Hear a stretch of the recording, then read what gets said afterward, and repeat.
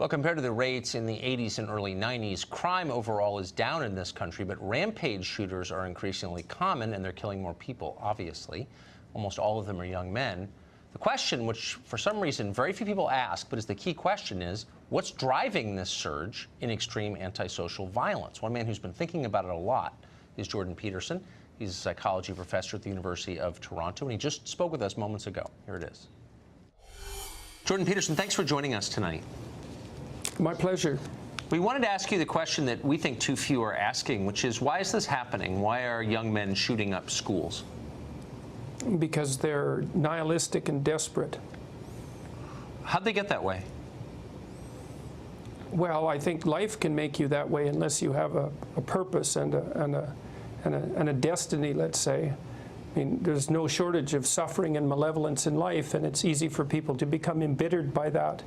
And if they don't see a way out, see a way forward, they get angry about it and turn against life itself. And they make a display of their hatred for being by massacring the innocent. That's what's happening. And they write that. They do write that. It's accelerating. Yes. The reserve of guns has, I mean, we've had semi-automatic rifles for 100 years, but we haven't had this number of school shootings. So the attitudes are changing, I think it's fair to say. Well, it's also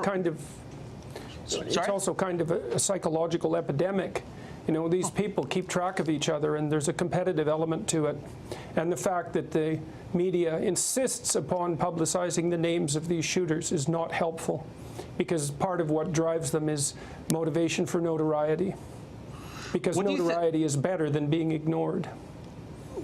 So what mistakes do you think we're making as a society to produce an ever-increasing number of young men like this? That's a good question. I think we underestimate the necessity for young people to have clear direction and a sense of purpose in their life. They need something to offset the tragedy and malevolence of life. And we need to take these sorts of philosophical and even religious issues seriously, but we don't. Do you think we're taking them less seriously than we used to?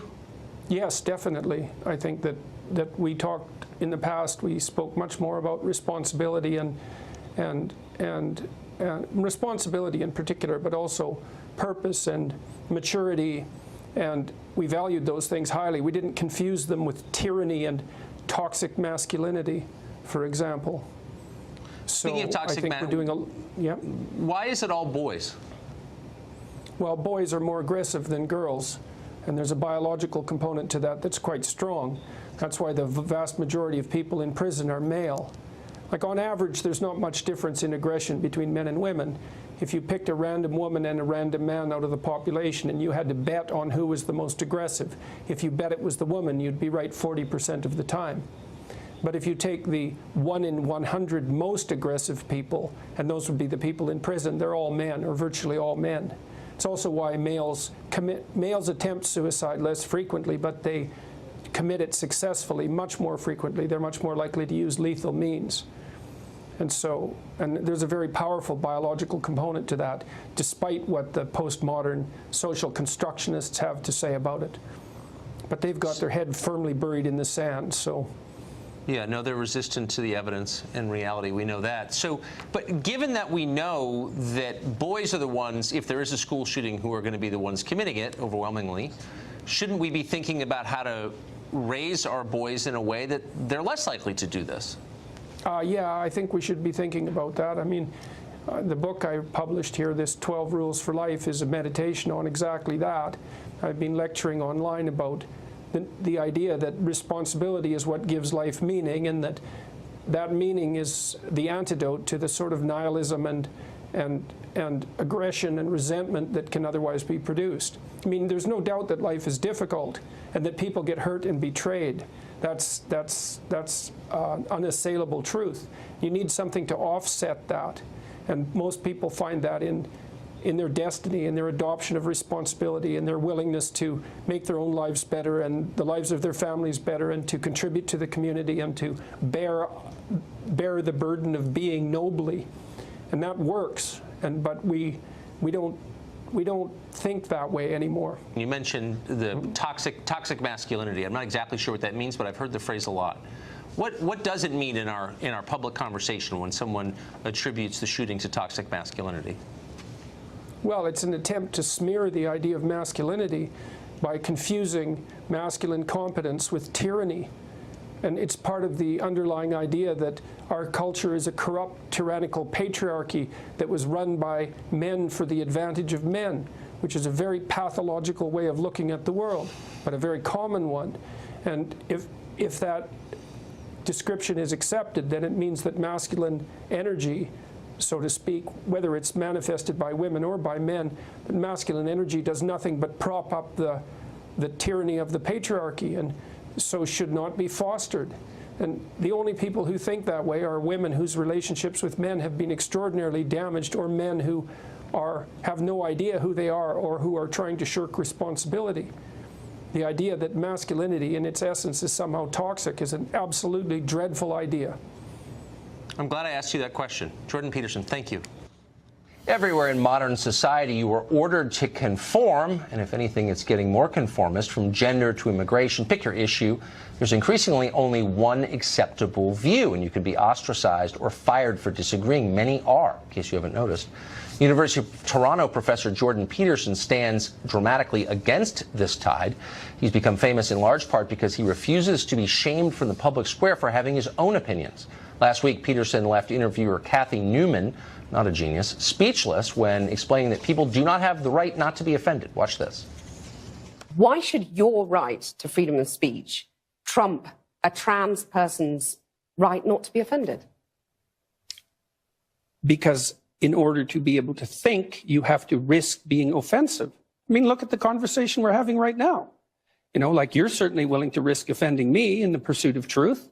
Why should you have the right to do that? It's been rather uncomfortable. That's fine. I think more power to you, as far as I'm concerned.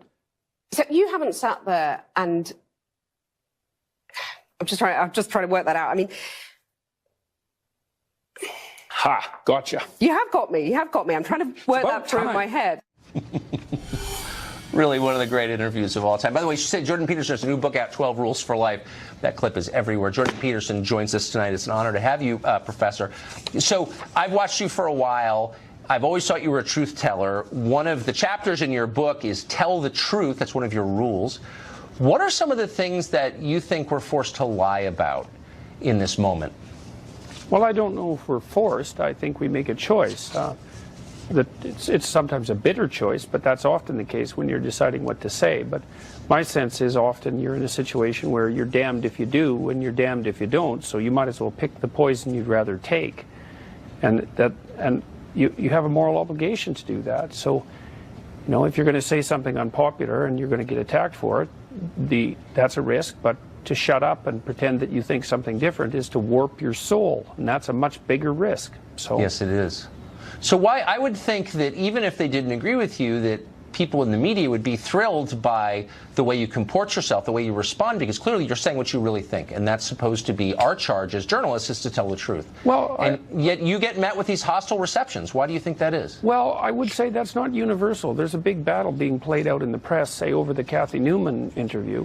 There are people who are casting her as a victim because she's been vilified as a consequence of the interview. But there's been many, many people in the media who stood forth and said that it's necessary to be able to say what you think. So it's not a battle that's over yet. Yeah, it's good. It's good. Surprising, but good. So if you, in the book, you have a number of these rules, and Rule 5 just jumped out at me as a father. You said, here's a rule. Don't let your children do anything that makes you dislike them. What does that mean?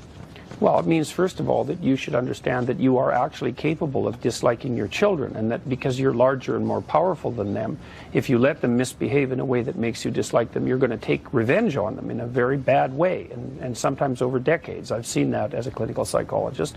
But more importantly, if your children behave in ways that make you dislike them, assuming you're reasonable, and that might be something you want to discuss with your wife, then other people are going to dislike them too, other adults, and then they won't teach them things, and they won't pay attention to them, and they'll only smile falsely at them, and other children won't want to play with them and include them, and that's a catastrophe for your child. So it's very helpful to help your children behave in ways that make other people welcome them, because then everywhere they go, they're welcome, and there's nothing better you can do for a child than that. Very smart. In the minute we have left, if you could pass on one piece of life advice, and this really is a book of life advice, to our viewers, what would it be? Stop saying things that make you weak. What does that mean? Well, if you pay attention to what you say, you'll know that sometimes you feel like you're standing on a rock, that you're in a solid place, and I suppose that you're speaking from your heart. And other times you're saying things just to look good and just to buttress your particular status at the time, and that makes you feel weak. You sell yourself out. And if you pay attention to what you say, you can tell when you're making yourself stronger, and you can tell when you're making yourself weaker. And unless you want to be weaker, then I would say it's best to say those things that make you strong. And you can learn to do that, and it's really useful. So I would recommend practicing that, because it's good for you and good for everyone else too. And so there's a reason people obsessively watch your YouTube videos. Professor, thank you very much for joining us. Congrats on the book. Thanks very much.